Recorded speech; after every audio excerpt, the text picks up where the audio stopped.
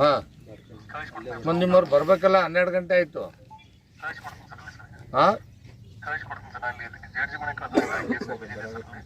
ಅಲ್ಲ ರೀ, ಈಗ ನಿಮ್ಮವ್ರಿಗೆ ಇನ್ಫಾರ್ಮೇಶನ್ ಕೊಟ್ರೆ ಇಲ್ಲಿ ನಿಮ್ಗೆ ಬೀಟ್ ಇವರು ನಿಮ್ಮ ಇದಕ್ಕೆ ಇದಿದೆ ತಾನೆ 4 ತೋಟಕ್ಕೆ, ಮತ್ತು ಔಟ್ ಪೋಸ್ಟ್ನವ್ರು ಒಬ್ಬರು ಪೊಲೀಸರು ಬರಲ್ವಾ ಇಲ್ಲಿ?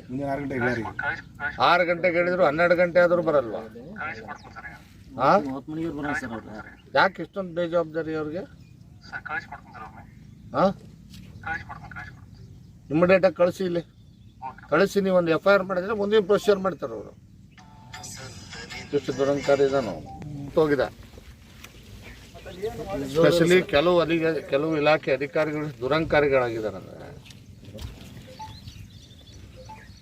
ಈಗ ತಾನೇ ನಾನು ಹಿರೇಮೂರಾಳದಲ್ಲಿ ಕೂಡ ಭೇಟಿ ಕೊಟ್ಟು ಬಂದೆ.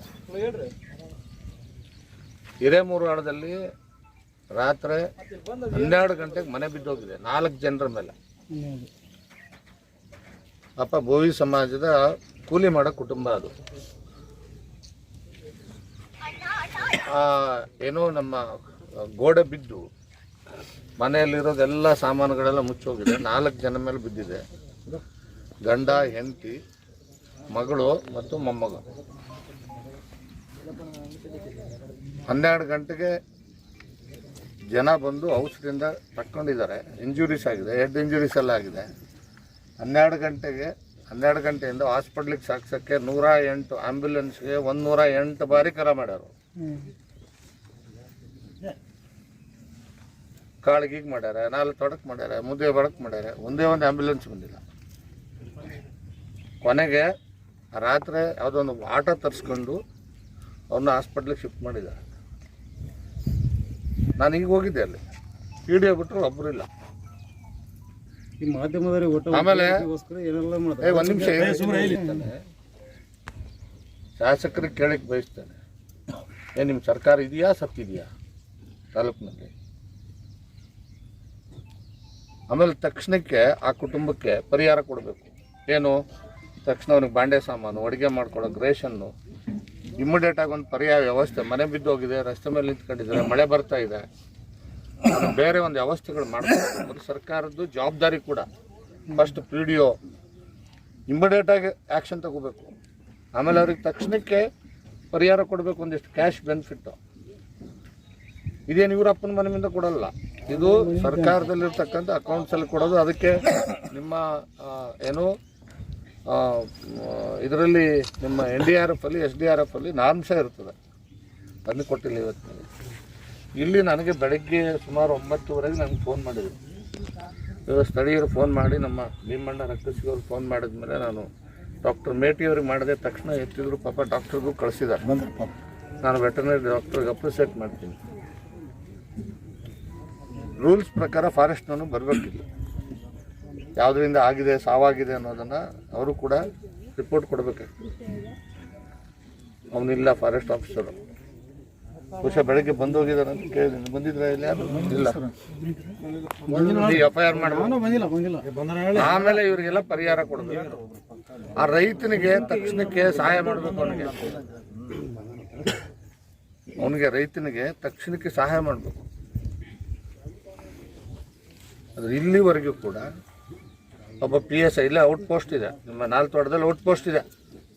ಔಟ್ ಪೋಸ್ಟ್ ಪೊಲೀಸರು ಬರ್ಬೇಕು ತಾನೆ, ತಕ್ಷಣ FIR ಮಾಡ್ಬೇಕು ತಾನೆ. ನಾನು ಸ್ವತಃ ತಹಸೀಲ್ದಾರ್ ಹತ್ರ ಮಾತಾಡಿದ್ದೀನಿ, ಈ ವಿಷಯ ಹೇಳಿದ್ದೀನಿ.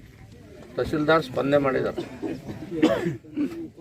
ಅಲ್ಲಿ ಕೂಡ RIನ ಕಳಿಸಿದ್ದಾರೆ. ಪಾಪ ತಕ್ಷಣ ಇಲ್ಲಿ ಒಂದು ಬಂದಾನೆ, ಒಂದು ಸ್ವಲ್ಪ ಲೀಡ್ರಿಕೆ ಮಾಡ್ತಾನೆ, ಗೊತ್ತಿಲ್ಲ ಕೆಲಸ ಮಾಡ್ತಾನೆ.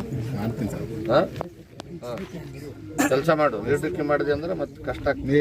ಹಾಂ ಹಾಂ ತಕ್ಷಣ ಈಗ ಅವನಿಗೆ ಪರಿಹಾರ ಕೊಡಿಸ್ಬೇಕು ನಿಮ್ಮ ರೆವಿನ್ಯೂ ಇಲಾಖೆಯಿಂದ. ಆಯ್ತಾ? ಕುರಿಗಳಿಗೆ ಬದುಕಿಸೋದಕ್ಕೆ ಅದಕ್ಕೆ ಏನು ಬೇಕು ಮೇವು ವ್ಯವಸ್ಥೆ ಮಾಡಿಕೊಡ್ಬೇಕು.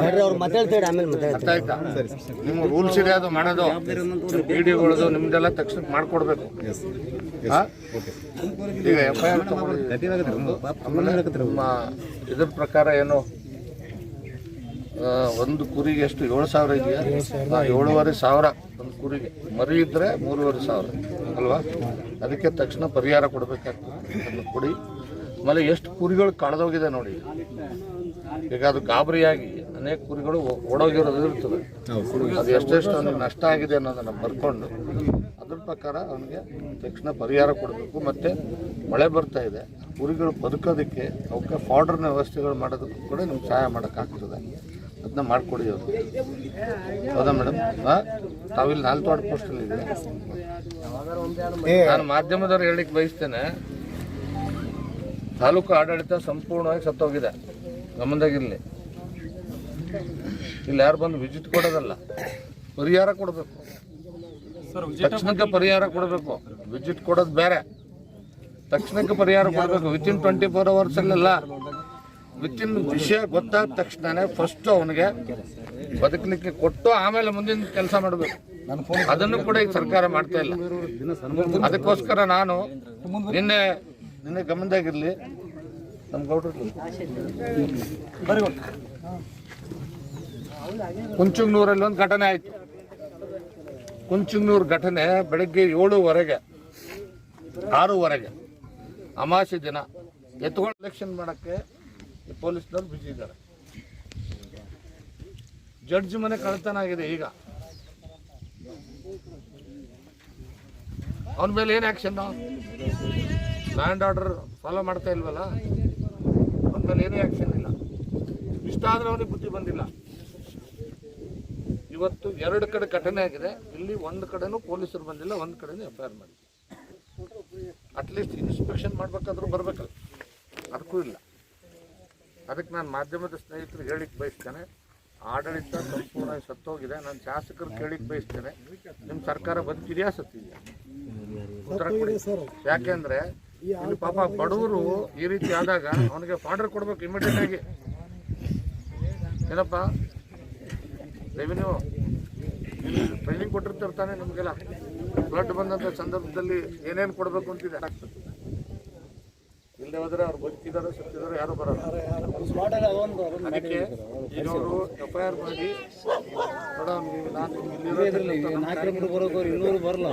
ರೈತರು ಯಾರ್ಯಾರು ಭೀಮಣ್ಣ ಇನ್ನೊಬ್ಬ ಯಾರಾಗ ನೋಡು, ಅವ್ರಿಬ್ಬರಿಗೆ FIR ಮಾಡಿ ಕೊಟ್ಟರೆ ಮಾತ್ರ ನಿಮ್ಗೆ ಪರಿಹಾರ ಬರ್ತದೆ. FIR ಮಾಡಿಸತ್ತಾರ ಬಿಡಬೇಡಿ. ಹಂಗೇನು ನೀವು FIR ಮಾಡಿಲ್ಲ ಅಂತ ನಾನು ಗಮನಕ್ಕೆ ತೊಗೊಂಬಂದು ಸಾಯಂಕಾಲ ಮತ್ತೆ ಬರ್ತೀನಿ. ನಾವು ಮಾಡೋದು ನಿಮಗೆಲ್ಲ ಟ್ರೈನಿಂಗ್ ಕೊಟ್ಟಿರಲ್ಲ. ತಲಾಟಿ ಟ್ರೈನಿಂಗ್ ಕೊಟ್ಟಿರ್ತಾರಲ್ಲ ನಿಮ್ಗೆ. PDO ಎಲ್ಲ PDO ಬಂದಿಲ್ಲ ಸರ್. PDO ಬಂದಿಲ್ಲ. ಈಗ ಇದು ಸೀಲ್ ಬಡದಿತ್ತು ಸಾಹೇಬ್ರೆ, ನಮ್ಮ ರೆವೆನ್ಯೂ ಡಿಪಾರ್ಟ್ಮೆಂಟ್ ಯಾರೇ ಇದ್ರಿ ಅಂತ ಸೀಲ್ ಬಡದಿತ್ತು ಅಂದ್ರೆ ಪ್ರಕೃತಿ ಕೋಪದಲ್ಲಿ ಬರ್ತಿತ್ತು ಸರ್ ಅದು. ನೀವು ಕತೆ ಹೇಳ್ಬಿಡ್ರ, ಕಾನೂನು ಪಾಠ ಹೇಳೋದು ಭಾಳ ಚೆನ್ನಾಗಿ ಹೇಳ್ತೀವಿ. ನಮ್ಮ ಇಲಾಖೆಯಿಂದ ಕೇಳೋ ಇಲ್ಲಿ 1 ನಿಮಿಷ. ನೀನು ಇಲ್ಲಿ ರೆವೆನ್ಯೂ ಇಲಾಖೆ ಅಂತಾನೆ.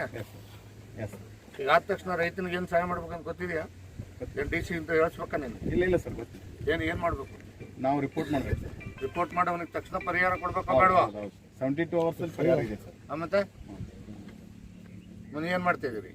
ಅದು ಈಗ ತೋಳ ಕಳೆದಿರೋದ್ರಿಂದ ವೆಟರ್ನರಿಗೆ ಬರ್ತದೆ. ಎಲ್ಲ ಫಾರೆಸ್ಟ್ ಆಫೀಸರ್ ಯಾರು ಬಂದಿದ್ದಾರೆ? ನಮ್ಮ ಇದಕ್ಕೆ ಬರಲ್ಲ ಸರ್ ಸದ್ಯಕ್ಕೆ. ಯಾರು ಬಂದಿಲ್ಲ ಸರ್, ಯಾರು ಬಂದಿಲ್ಲ. ಯಾರು ಹೇಳಿದ್ರು ಇದಕ್ಕೆ ಬರಲ್ಲ ಅಂತ? ಯಾರು ಬಂದಿಲ್ಲ. ವೆಟರ್ನರಿಯಿಂದ ಬರ್ತದೆ. ನಿನಗೆ ಫಾರೆಸ್ಟ್ ಡಿಪಾರ್ಟ್ಮೆಂಟ್ ಯಾರು ಬಂದಾರೆ? ಬಂದಿದ್ದಾರೆ. ಇವರು ವೆಟರ್ನರಿ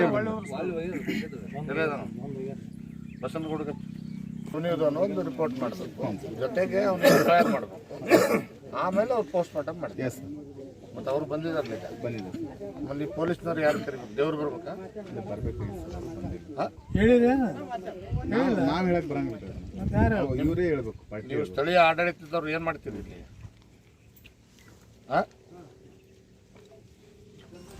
ಅಷ್ಟು ಸುದ್ದಿಗಾಗಿ ನೋಡ್ತಾ ಇರಿ ಜನರ ಕೂಗು ಯೂಟ್ಯೂಬ್ ಚಾನಲ್. ಇದು ನಿಮ್ಮದೇ ಧ್ವನಿ. ಸಬ್ಸ್ಕ್ರೈಬ್ ಮಾಡಲು ಮರೆಯಬೇಡಿ.